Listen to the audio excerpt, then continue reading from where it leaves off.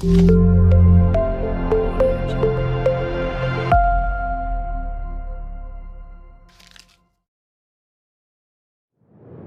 یاد ساتئ د الله پیغمبر فرمایي من وجد ساعة څوک هم چې طاقت لري نو بعضې خلک دا وایي چې په کور کې ټول په شریکه اوسېږي نو بس یوه قرباني ده بس د حاجي قرباني وکړه او یا بیبي قرباني وکړه او یې د دې ټولو په ذمه فارغه شي هغه ایک تیر و دو شکار سره په ټوله ده هغه قرباني ده یوه قرباني وکړي هغه ټولو قرباني وشوه تاسو د مخکې ما ویلو بیا هم وایي داسې کوې چې بیبي ډوډۍ وخوړه ټول نیت پکې وکړه ټول به ماړه شو د حاجي ته ډوډۍ وخوړه موږ ټول به ماړه شو بیبي به مونځو کړي زموږ د ټولو مونځو شو د حاجي به روژه ونیسي زموږ د ټولو روژه وشوه ځکه ټول یو ځای اوسېږو دا مسله باندې ځان پوهېږې په یو کور کې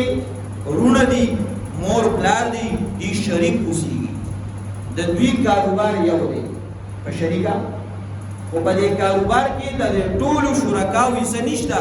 پلار مشر دی ټول پیسې ګټي او د پلار ملکیت ته ځي پلار وایي سودا راوړی سودا خرڅه کړي بچو ته صرف شپږ 800 روپۍ میلاویږي جیب خرچ د دوی پکې ملکیت نشته اوس مسله ټیک ده دوی صاحب نصاب نه دي ځکه دا کاروبار د دوی نه دی دوی د پلار سره صرف یو قسم معاونین دي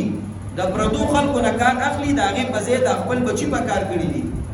اوس په پلار قرباني وکړي نو صرف په پلار باندې واجب و صاحب نصاب دا ټولو باندې پر سره واجب نه ده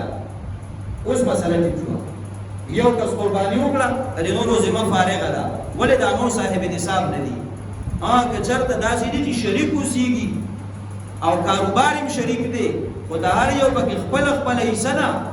هر سړی ته د ګټې نه پوره حصه میلاویږي او هر یو سړی صاحب نصاب ګرځېدلي جدا جدا نو په هر یو واجب ده بیا به هر یو فرد د کور ځان ځانه قرباني کوي او خو بیا دا داسې وي چې اوسېدلې په یو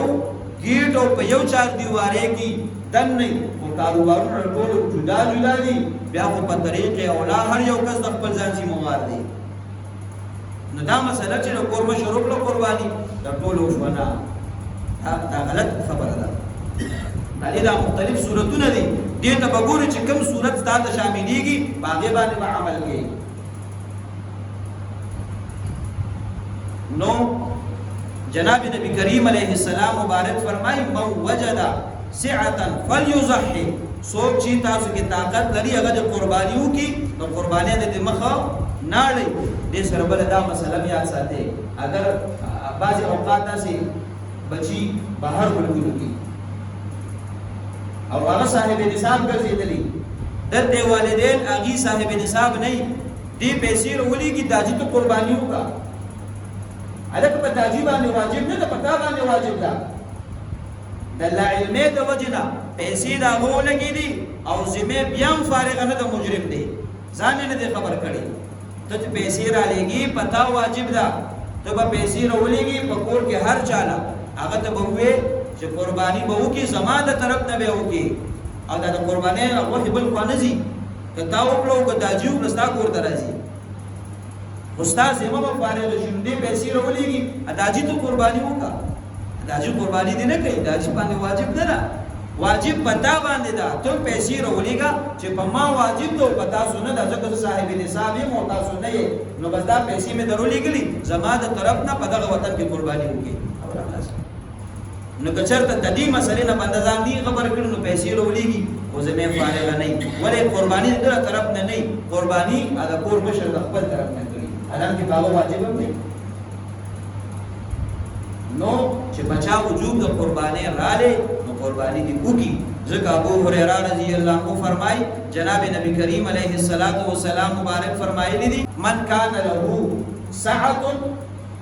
ولم یضحي فلا یقربن مصلانا حضور علیہ السلام مبارک فرمایي په تاسو کې چې د چا طاقت د قربانۍ وي او دې قرباني ونه کړي د الله پیغمبر وایي زمونږه عیدګاه ته نږدې نه شي د دومره غلط اقدام کړی دی چې د الله پیغمبر فرمایي زمونږه عیدګاه ته نږدې قدر ته نه شي راتلل خو لرې خبره ده وایي نږدې ونه را نه شي ولې دا باندې قرباني واجب وه او دا قرباني خو د اسلام په شعایرو کې داخله ده دا خو د مسلمانۍ په نښو کې داخله ده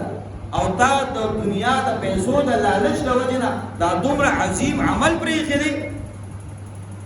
نو زمونږ عیدګاه ته نږدې قدر ته نشي نو اوس هغه ملګري چې قرباني په واجب ده او په وړه وړه بهانه باندې داسې ځان بچ کوي یا هغه زنانه کالي به ورسوي په 15 تولې کالي او بس خو نه کېږي ځکه وجیبې تولې مقدار دی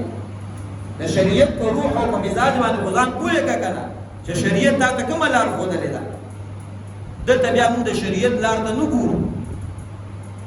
او کله کله خلک داسې بهانې جوړېږي چې د دې قربانۍ په ورځو کې کالي قربانۍ د ورځو نه وړاندې دا د ښځې او چې د قربانۍ ورځ راشي نو ښځې ته وایي چې دا کالي ته مال راکړه دا زما شه بعضې ښځه خاوند ته وایي دا کالي ستا شه ښه زما کالي نه دي په کار دا نه څه ښه غوندې جوړېږي زما کالي نه دي په کار دا څه له وایي دې له وایي چې دا خاوند خو هماسې قرباني کې واجب ده پې نقدیات ورسرې دي نو که دا کالي هم د دې شي نو خو څه چلو شو یو قرباني ده که نه خو دې کې زه به د قربانۍ نه بچ یم او د قربانۍ ورځ چې لاړې شي دا کالي بیا د چای خاوند ورته د ما دا کالي دې په کار دا ستا شو دا ته چا له دوکه ورکې دا ته ځان له دوکه ورکې الله رب العالمین له خو دوکه نشي ورکولی دا خو د ځان له دوکه ورکې بعضې خلک د قربانۍ ورځ راشي کالي ورسرې وایي دا خو ما زما پلار کړي زما ښځې لا دا خو زما نه دي زنانه وي دا خو ما ستر را کړي دا خو د هغه دي زما خو پکې اختیار نشته نو چې ستا پکې اختیار نشته دی دا په دې سنده کې دې تاله کړي ولې دي او د خرڅ او د ضرورت په موقع باندې چې مطالبه کېږي بیا خو په جنګ جګړې کې نو دا ستا څنګه نه دي ستا پکې څنګه اختیار نشته دا د قربانۍ نه د ځان بچ کولو لپاره دا ناجایزه هیله او طریقې اختیار کړي نو ګوره ته خو په دنیا یو څو روپۍ بچت کې خو د الله پاک خفګان او د دې دومره خیر نه محروم کېدل دا دې په ذمه باندې شو او د الله پیغمبر فرمایي چې وس دې کېږي قرباني وکړه او که نیک یې نو زمونږ عیدګاه ته ورې نږدې قدر ته نشي